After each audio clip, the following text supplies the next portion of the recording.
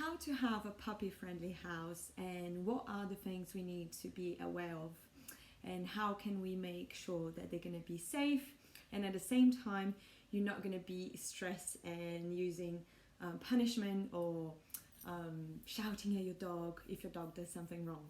I just bought a new rug and I'm in the transition between a puppy-friendly house and an adult dog-friendly house.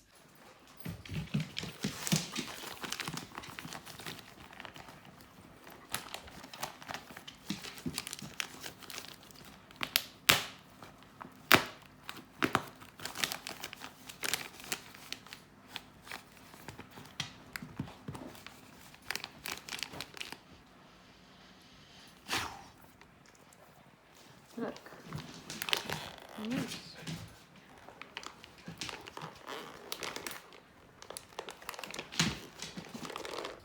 What's his hand? What does that even mean, my friend? Que foi? What? Que foi? Mate, what is he saying? When you get a puppy, you need to adapt your house. There is no way around it.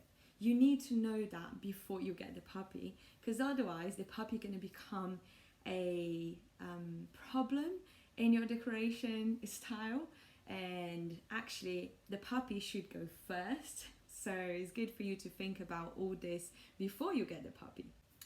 Puppies are very curious, so they will want to play with stuff and bite things or sniff stuff and go in places that you don't want them to go to. Sometimes they're gonna pee in some stuff that you don't want them to pee on.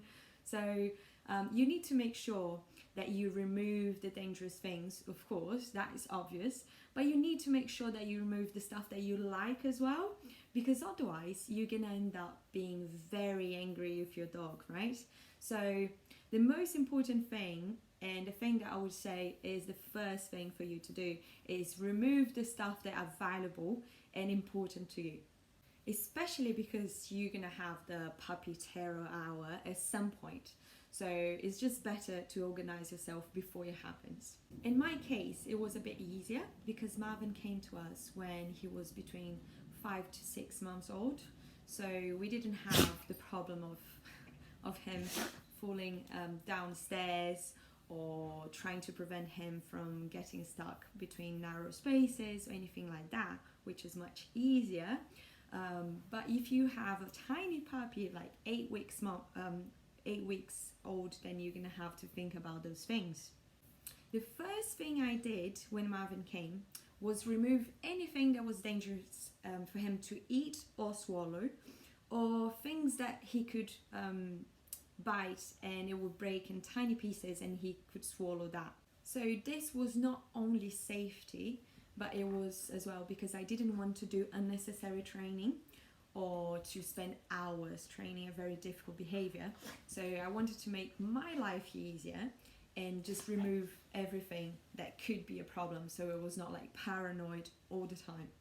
So the first thing you should think about is what are the things that I can avoid and manage the environment so I don't have to do much, I don't have to train, I don't have to worry about or anything like that.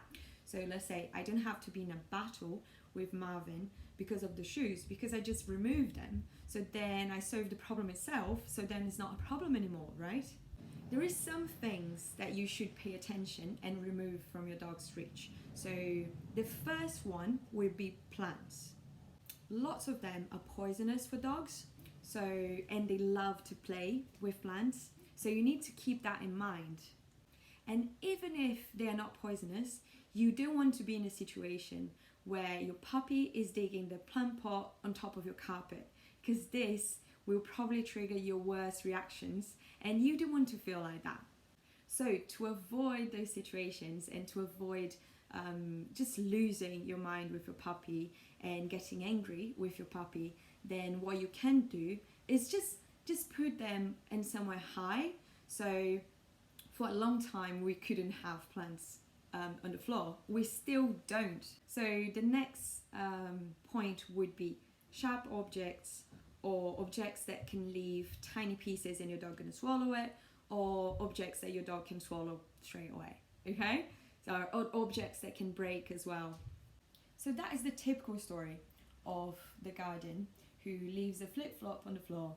The dog goes there, eats the flip-flop, and the guardian ends up with an £800 bill in vets. So to avoid those kind of things, why to not remove the flip-flop, right? Especially because probably your trainers, they're not going to break down in tiny pieces, but your flip-flop will. So you should think about that before start having a puppy inside your house. Can we bring it here? So you don't make any noises? Where's your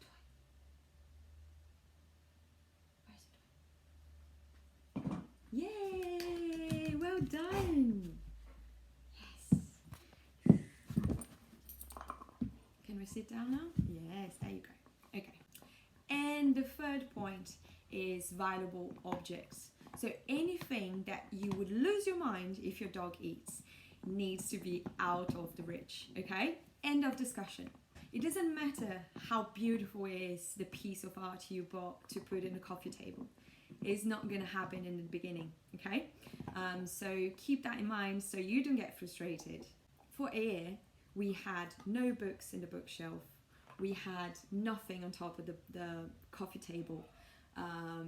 Plants really high, and no rug in the living room, and a very ugly cover in the sofa. And now we're trying to readapt the house and have some nice stuff back, but we're still figuring out how to do that and how to prevent the Marvin we're gonna eat and destroy those items, and how to train him now that he's not a puppy anymore to be around those things. So this is why this video is about this rug, because now we're starting to test those things again. We're slowly reintroducing them because the worst age is between 8 weeks and 18 months, and we're kind of getting there. So if you are in the beginning of this journey, remember you're gonna have to have patience, because probably there is a lot to come. But remember that you're still gonna be able to have your nice stuff. You just have to wait till the time comes. I hope you liked this video, and if you did, you can like and comment and let me know that it was useful for you. So if you have the same problem and you had to remove lots of things from your house and have a puppy chewing that bone while you're doing a nice call with a client or doing a video, then tell me here on the comments and let's discuss how to move our lives back to normality again.